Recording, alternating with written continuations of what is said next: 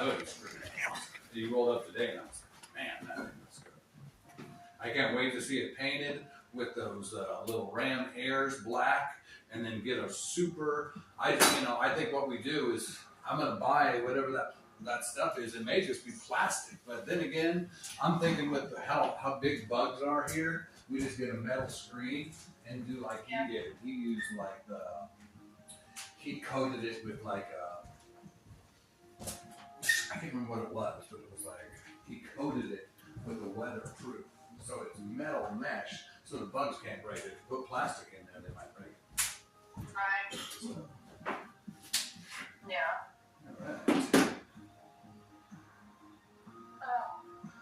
all right. Fire. Yeah. Now, I guess I walked into a little bit crazy, huh? You did. Yeah. I mean, nothing bad, just online. The lady that done online today had called in. So they were backed up on online orders. So they spelled them for their short cashier. I was like, yeah, sounds about right last minute. Yeah. Everybody calls in. I've never seen a place calling more. Tell me about it. How I feel. Like, I think we made it through this Sunday without calling.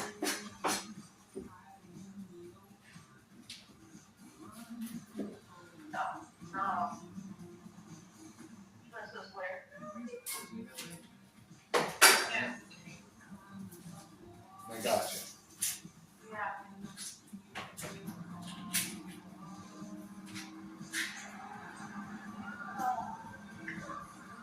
That's happening, like, I looked at the schedule for next week or something, and she's like, what? Said something about Thursday, I said, well, I close Thursday. She's like, what? That can't be. Why? And she looked at the wrong schedule. She's like, oh yeah, okay. She sounds like a space cadet. That's all. No.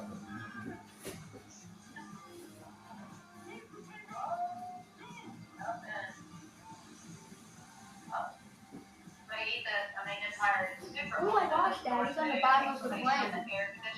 Dad, he's on the bottom of the plane. Cold?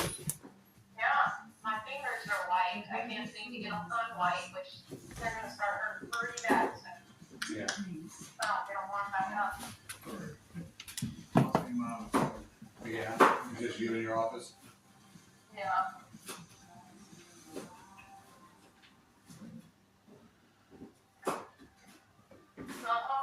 Well, at least you got tomorrow off. Make it through your little day. Cup my little arms. What time are we gonna have to be? We need to be there by 11. 11. Are you the expert on time frames of time that we need So to you leave? need to be up by 9:30. You personally need to be up early enough to get up and at 'em on the road at, it takes 45 minutes to get there. An honest 45 minutes. So we need to be on the road at 10:15 tomorrow. So if you get up at 9:30, you got plenty of time. Oh, I was just wondering. And then I do need to stop in Eldon, Rocky Mount area while we're out in that direction and look at something for somebody in Eldon. So are we taking 2 vehicles? No, we'll probably just take one. It won't take me long to figure out whatever. Well, I mean, I just wasn't sure if you were gonna need your truck. No, if there's anything on me, Dad, I found my name. we'll just bring your car. Okay. Alright, well, I'll leave you That's be. one of the characters. I choose that one. Oh yeah, blow your heart. That's what I was like. You got your heart set on Gumbo in Dallas? He's like, yeah. I'm like, okay. Well, at least you didn't change it. Yeah. Well, because I probably could have pulled this other dinner off. I just didn't feel like going to school. Yeah. No. Alright, well, cut your vegetables and all that fun stuff. Yep. I'm gonna finish my lunch. I can get back to work. Finish your lunch. I'll see ya on your way. Oh, well. Alright, babe. Alright.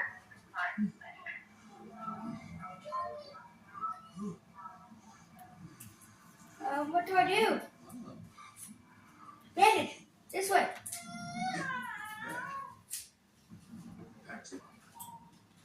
Okay.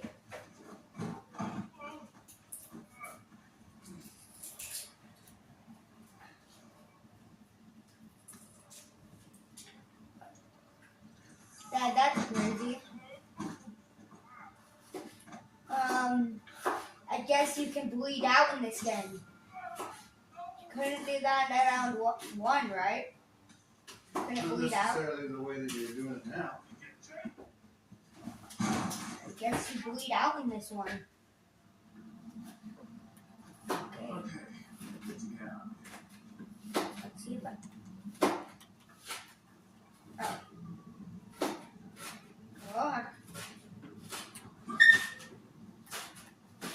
I could punch the door. Punch the wall.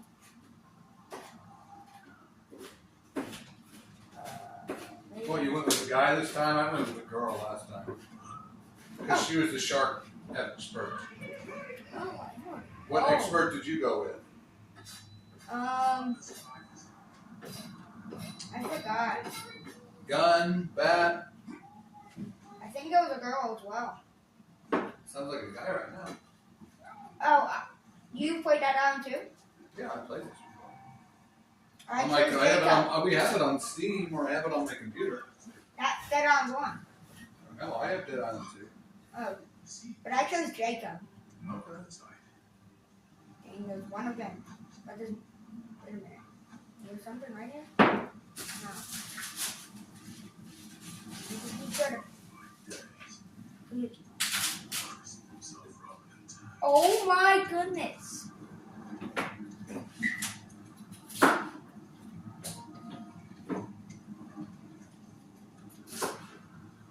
Do I kick it? Step on its head? Realized that I had been sweating. I can smell pond, a smell which is both sour and clean at the same time. And the faint but somehow tremendous smell of the lake. Dark Score is one of the cleanest, deepest lakes in Maine. It was bigger in the late 30s, Marie told us.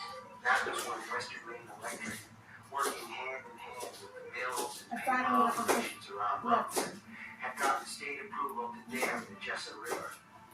Marie also showed us some charming photographs of white-frocked ladies and vested gentlemen in canoes.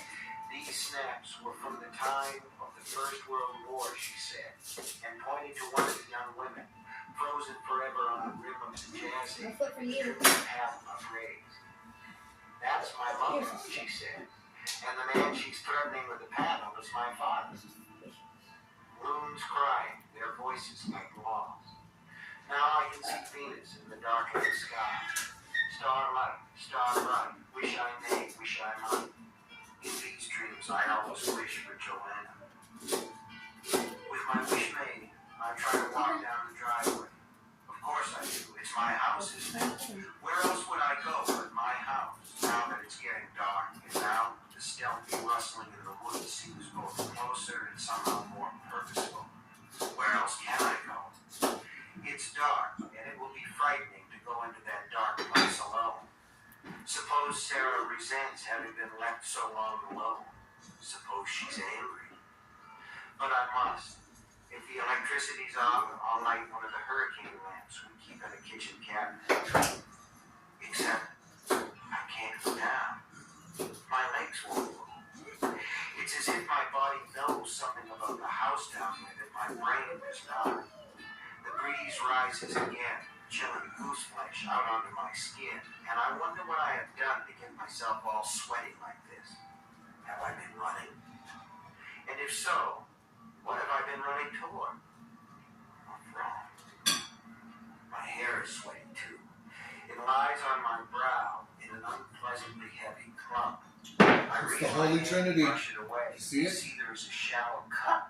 The Fairly holy. recent, running across the back just beyond the knuckles.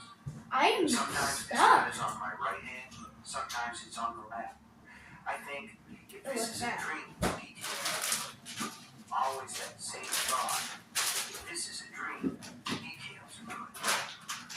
also the truth. They are novelists in detail, but in dreams, perhaps everyone is a novelist. How is one? Now Sarah laughs is only a dark hole down below, and I realize I don't want to go down there anyway. I am a man who has trained his mind to misbehave, and I can imagine too many things waiting for me inside. A rabid raccoon crouched in a corner of the kitchen. Bats in the bathroom. If disturbed, they'll crowd the air around my cringing face, squeaking and fluttering my cheeks with their dusty wings.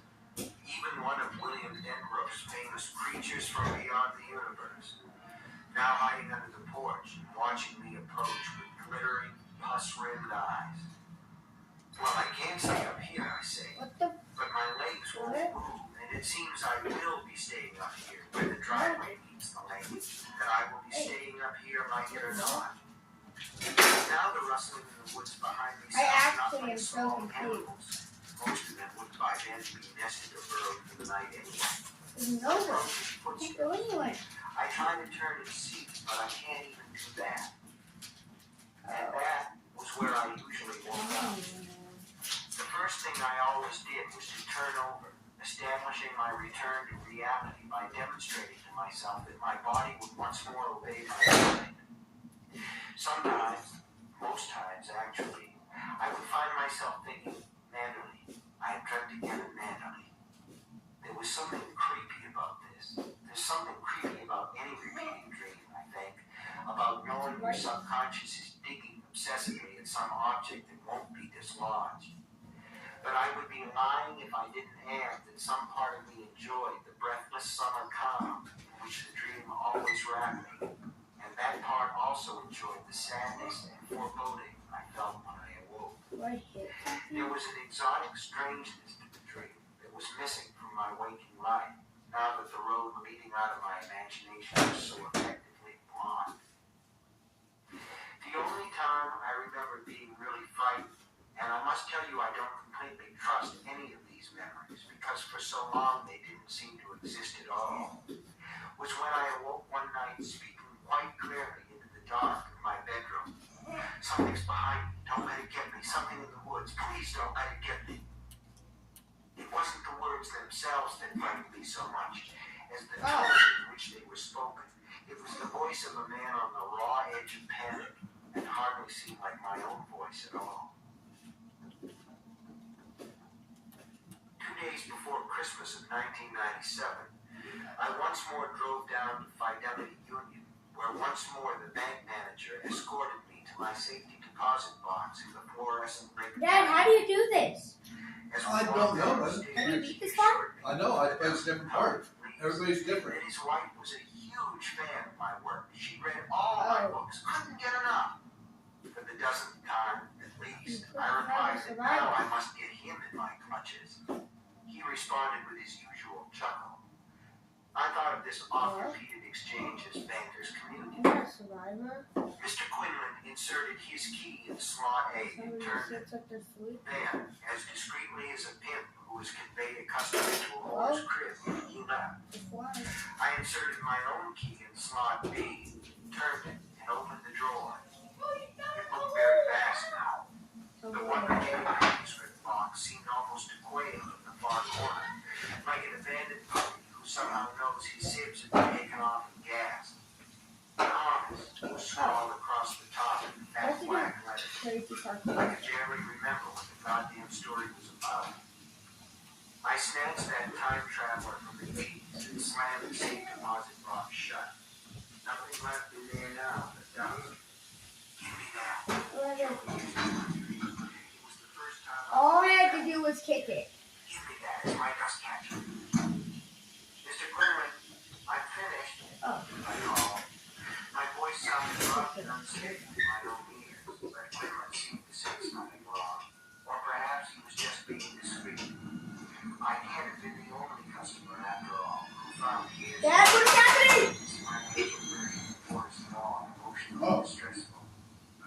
I'm really going to read one of your books, he said, dropping an involuntary little glance Skirt the at box flames. he was holding. I suppose I could have brought a briefcase to put it in, but on those expeditions I never did. In fact, I think I'll put it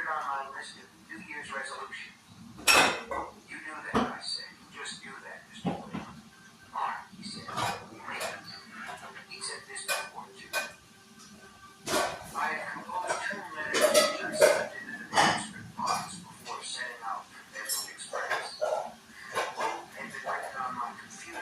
Dad, you get the slide in this game. As long as I chose I didn't know that. It was only opening word 6 that caused the storms to start. I never tried to compose a novel using the notepad function, understanding that if I did, I'd likely lose that option too. Not to mention my ability to play Scrabble and do crosswords on the machine. I tried a couple of times to compose log games with spectacular lack of success. The problem wasn't what I had once heard described as screen shyness. I had proved that to myself. One of the notes was to Harold, the other to Deborah Weinstock, and both said pretty much the same thing. Here's the new book, Helen's Promise. Hope you like it as much as I do. If it seems a little rough, it's because I had to work a lot of extra hours to finish it this soon. Merry Christmas, Happy Hanukkah, Aaron Go Broad, trick or treat, hope you don't get you a fucking pony. I stood for almost an hour in a line of shuffling, bitter-eyed late neighbors. Christmas is such a carefree, low-pressure time. That's one of the things I love about it. With Helen's Promise under my left arm and a paperback copy of Nelson DeMille's The Charm School in my right hand. I read almost 50 pages before entrusting my final unpublished novel to a Harry Woodley clerk. When I wished her a Merry Christmas, she shuddered and said nothing.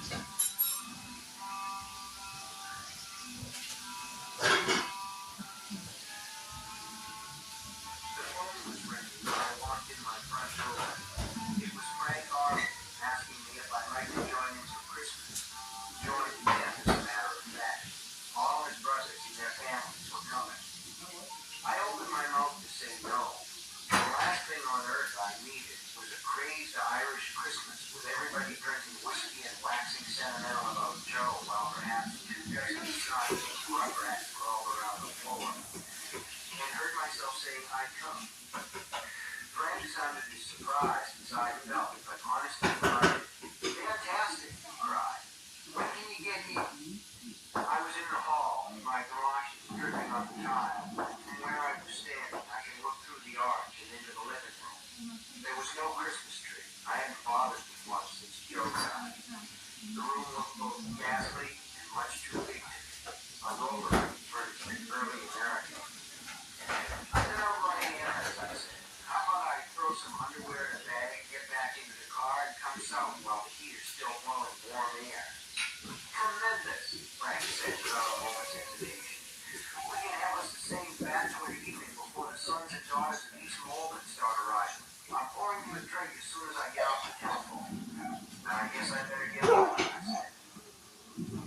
That was hands down the best holiday since Joanna died.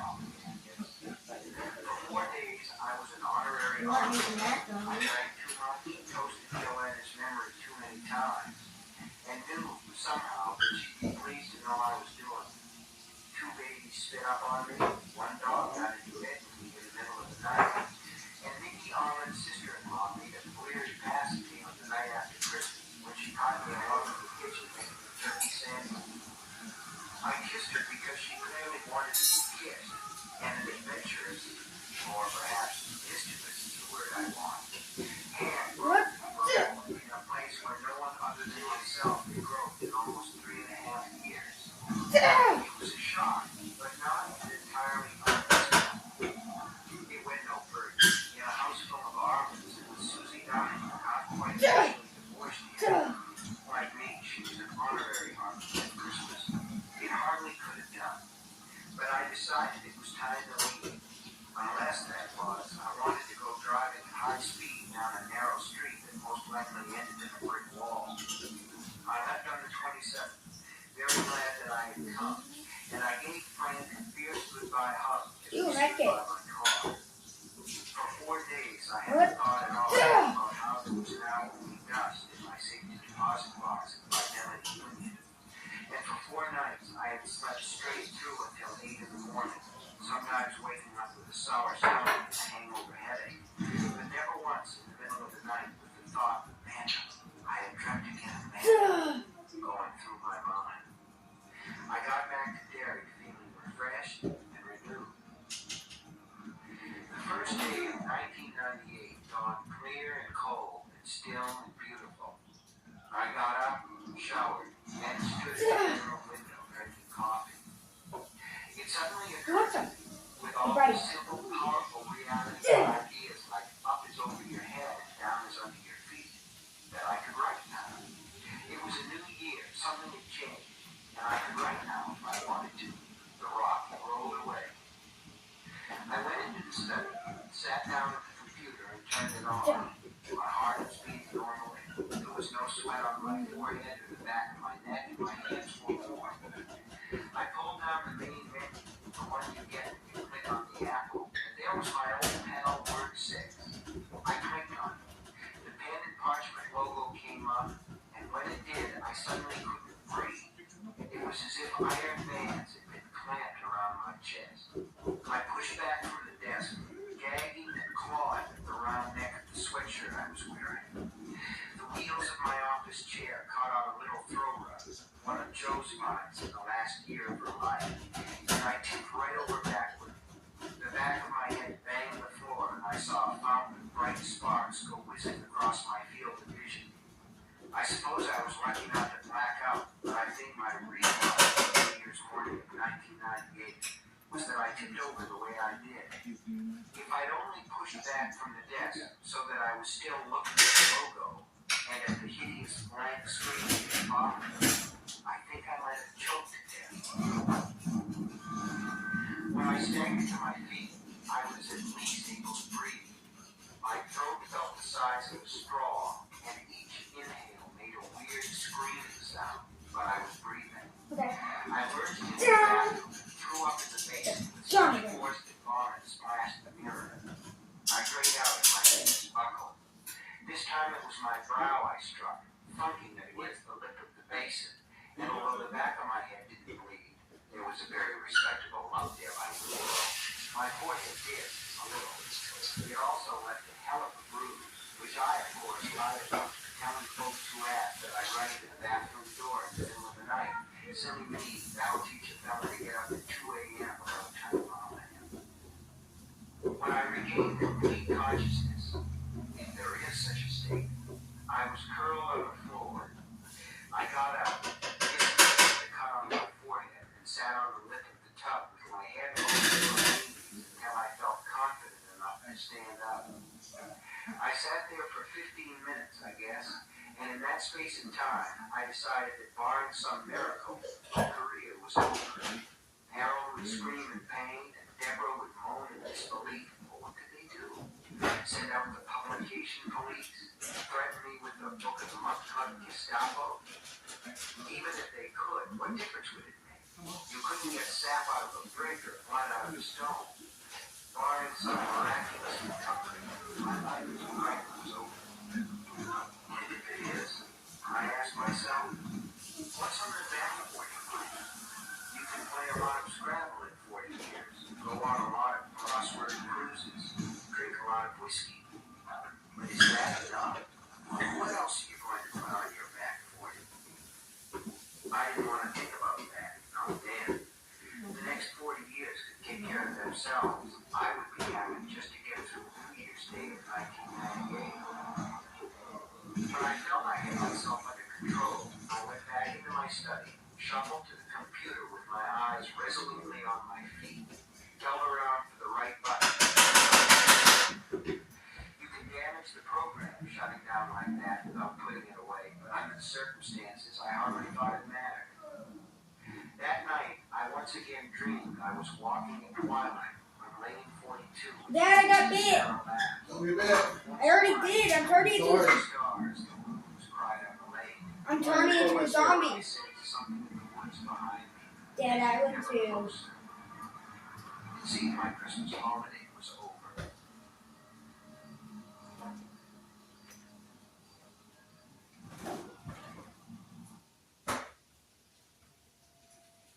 That was a hard, cold winter.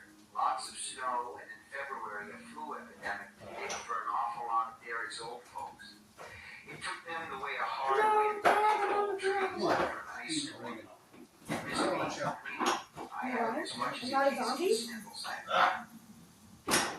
In March, I flew to Providence and took part in Will Wayne's New England Crossword Challenge. Yes.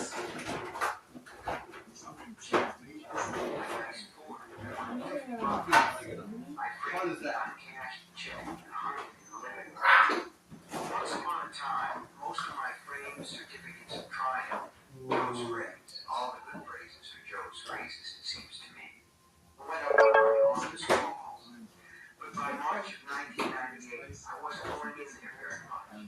When I wanted to play Scrabble against the computer or do a turning level crossword puzzle, There, I have to Roland make sure. sat at the kitchen table. I remember sitting there one day, reading the PowerBook's main menu, going down to the crossword puzzles, then dropping the cursor 2 or 3 items further until it had highlighted my old pal, word 6. The whole breaker is What missing. swept over me then wasn't frustration or imminent fury. I'd experienced a lot of both since finishing all the way from the top. But sadness and simple longing. Looking at the word 6 icon was suddenly like looking at one of the pictures of Joe I kept in my wallet. I sometimes sell my immortal soul in order to have her back again. And on that day in March, I thought I would sell my soul to be able to write a story again. Go on and try it then. The voice whispered, maybe things have changed. Except that nothing had changed, and I knew it. So instead of opening word 6, I moved it across to the track barrel in the lower right-hand corner of the screen and dropped it in. Goodbye, old pal. Deborah Weinstein called a lot of that letter, mostly with good news. Helen's Promise had been picked as one half of the Literary Guild's main selection for August, the other half being the legal thriller by Steve Martinez, the 8 to 15 section of the Summerfest. And my British publisher said, loved Helen, was sure it would be my breakthrough book. My British sales had always lagged. Promise is sort of a new direction for you, Deborah said, wouldn't you say? I kind of thought it was, I confessed, and wondered how Debbie would respond if I told her my new direction book had been written almost a dozen years ago. I'm scared of these zombies. I Take don't know, this. a kind of maturity. Thanks. Mike, I think the connection's going. You sound muffled. Sure I did. I was biting down on the side of my hand to keep from howling with laughter. Now, cautiously, I took it out of my mouth and examined the bite marks. Better? Yes, lots. So what's the new one about? Give me a hint. You know the answer to that one, kiddo. Deborah laughed. You'll have to read the book about Josephine, she said. Right? Yes, sir. Well, keep it coming. Your pals at Putnam's are crazy about the way you're taking it to the next level. I said goodbye. I hung up the telephone. And then I laughed wildly for about 10 minutes. Laughed until I was crying. That's me, though. Always taking it to the next level. During this period, I also agreed to do a phone interview with a Newsweek writer who was putting together a piece on the New American Gothic, whatever that was, other than a phrase that might sell a few magazines, and to sit for a Publishers Weekly interview which would appear just before the publication of Helen's Promise. I agreed to these because they both sounded softball, the sort of interviews you could do over the phone while you read your mail. You And Deborah was delighted because I ordinarily say no to all the publicity. I hate that part of the job and always have, especially the hell of the 5 a.m. live TV chat show where nobody's ever read your goddamn book and the first question is always, where do you get those wacky ideas? The publicity process is like going to a sushi bar where you order sushi, and it was great to get past it this time with the feeling that I'd been able to give Deborah some good news she could take to her bosses. Yeah, she could say, he's still being a booger about publicity, but I gotta do a couple.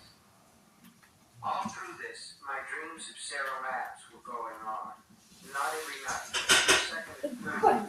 Immediately thinking of it in the daytime. It's not look over there. I bought myself Is a it on acoustic station steel anymore? guitar and started learning how to play it.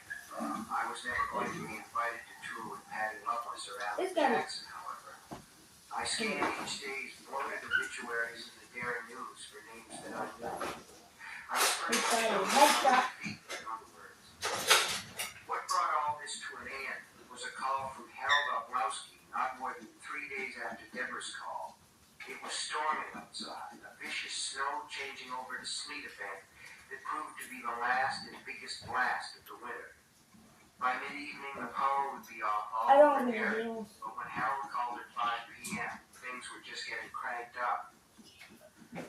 I just had a very What's going good on here? conversation with your editor, Harold said. A very enlightening, very energizing conversation. Just got off the phone at that. Oh, indeed.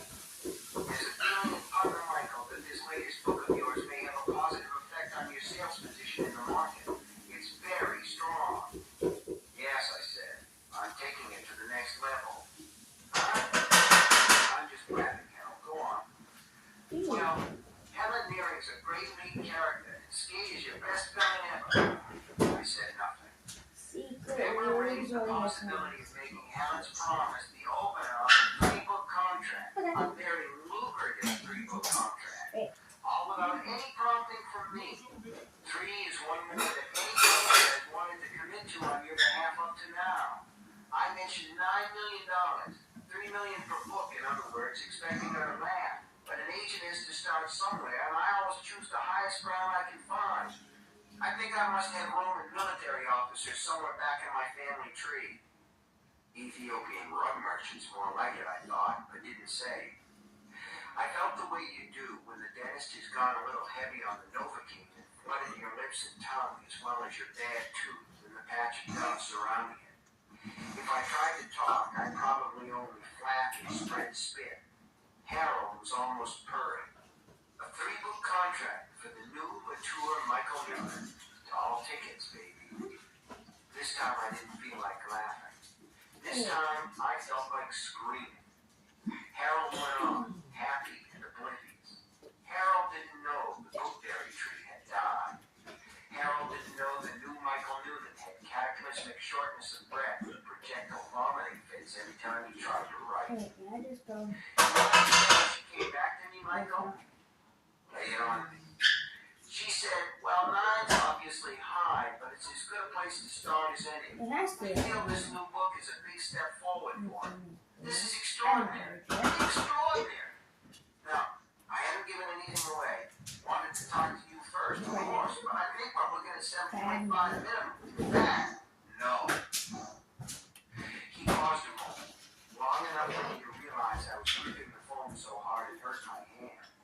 I had to make a conscious effort to relax my grip. Mike, if you just hear me out, I don't need to hear you out. I don't want to talk about a new contract. Pardon me for disagreeing, but there'll never be a better time. Think about it, for Christ's sake. We're talking top dollar here. If you went into last Helen's promises public, I can't guarantee that the same offer. I know you can. I said, I don't want guarantees. I don't want offers. I don't want to talk contract. You don't need to shout, Mike. I can hear you. Well, Had I been shouting? Yes, I suppose I had been. suppose Are you're you right. dissatisfied with Putnam's? I think Deborah would be very distressed to hear that. I also think Phyllis Graham would do damn near anything to address any concerns you might have. Are you sleeping with Deborah, Harold? I thought. And all at once, it seemed like the most logical idea in the world. That healthy, 50-ish, balding little Harold Lebowski was making it with my broad, aristocratic, Smith-educated editor. Hey, buddy. Are you sleeping with? Do you talk think about I'm like these scared? lying in bed together in a room at the plaza? Are the Dad, I'm going punch mode on him. golden egg you get out of this tired old goose before you finally wring its neck and turn it into pate? Is that what you're up to? Harold, I can't talk about this now. Hey, buddy. I won't talk about this now. What's wrong? Why are you so upset? I thought you'd be pleased. Yeah, I thought you'd be But you think of this. There's nothing wrong. Just a bad time for me to talk a long-term contract. You'll have to pardon me, Harold. I have something coming out of the oven. Can we at least discuss this next week? No, I said, and hung up. I think it was the first time in my adult life that I hung up on someone who wasn't a telephone salesman. I had nothing coming out of the oven, of course, and I was too upset to even think about putting something in. I went into the living room instead, poured myself a short whiskey, and sat down in front of the TV. I sat there for almost 4 hours, looking at everything and seeing nothing. Outside, the storm continued cranking up. Tomorrow, there would be trees down all over Derry. Oh, we'll see. The world would look like an ice sculpture. At 7:15, 30 seconds or so, then went out and stayed out.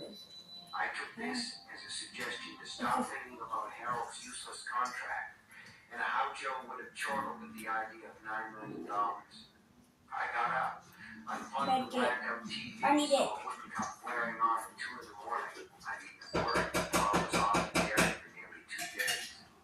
And went upstairs. I dropped my clothes at the foot of the bed. That's past you. Without even bothering to brush my teeth. And was asleep in less than 5 minutes. I don't know how long after that it was, the nightmare.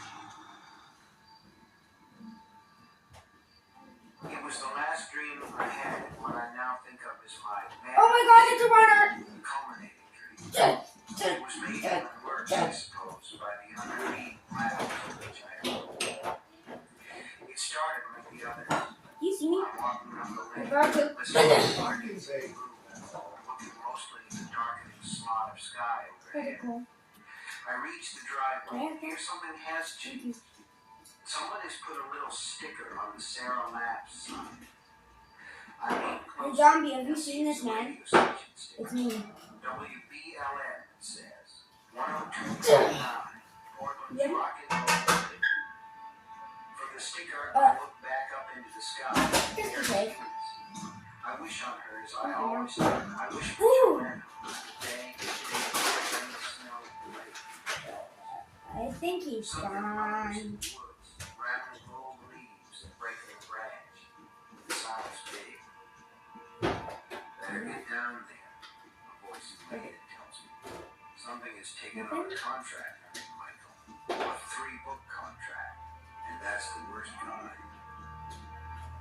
I can't. I can never. I can only stand here. I've got Give water. my weapon back. But that's just talk. I can't walk. This time I can walk. Give my weapon back. I have had a major breakthrough. I'll rip you in half. Dream, I think. This changes everything. This changes everything. Down the driveway I walk, deeper and deeper into the clean flower smell of pine, stepping over some of the fallen You want to get branches, back? kicking others out of the I'll way. take you back.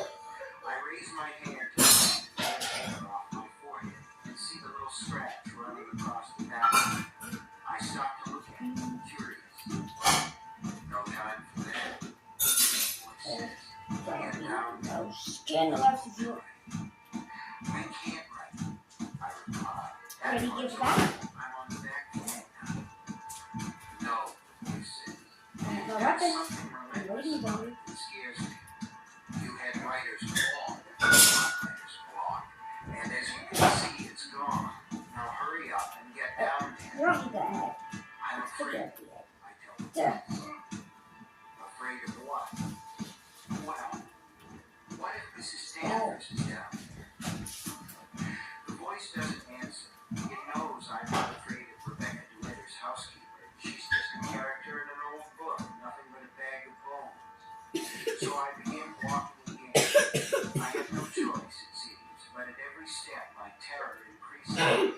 And by the time I'm halfway down to the shadowy, sprawling bulk of the log house, fear has sunk into my bones like fever. I just want that. Something is wrong here. Something is all twisted up.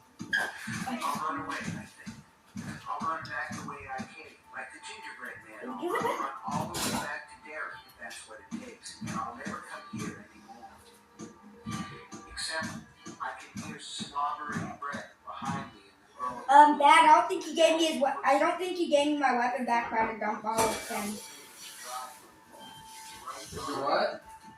It's thinking I threw my weapon on accident, it landed inside the zombie, and I can't get it back. Did you kill that zombie? I've been punching him for so long. Just give it back. No, dude. Yep, it's gone. You messed up. What's in here? There's a card. I hear zombies. I need a weapon. Ooh. What? Can I please go to the store? This thing. Ooh, I got blades.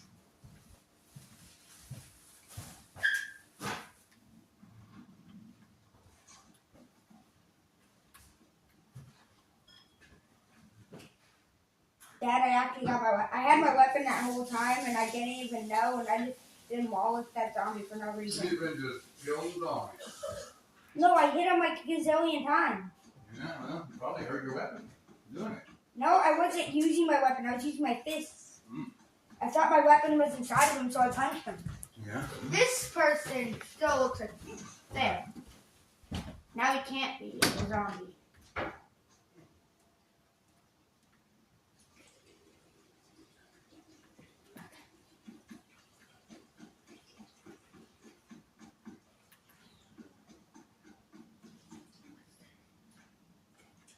Oh. I didn't collect everything. I'm literally gonna collect everything. Oh, yeah. There's a med kit that I'm You not. collect that, Ooh. not a neglector. Ooh. It ain't letting me have that med kit. Metal crate gave me some metal parts. That makes sense. It is a metal crate, right? Oh. I thought that was a stinking weapon. I was like, oh, and it was just scrap metal. That did not look like scrap metal. That looked like a stinking destroying weapon. Why can't I just use that? Alright. Bye-bye, mansion. You nothing but wait a minute. I have to get inside now. Anyway, I got the key card.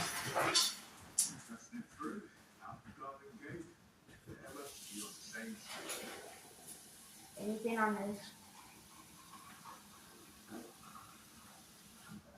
Hello? About 30 minutes You're dead. till bedtime. Are you doing something with your phone there? Yeah, I'm recording. For YouTube. Yeah. It's not the proper way to do that. It still works. Yes.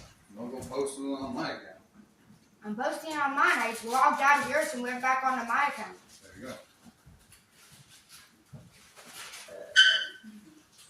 Hello, is this person?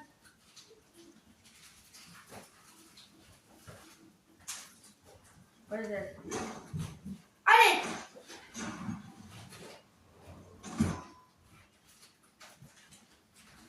Oh, did you? You didn't.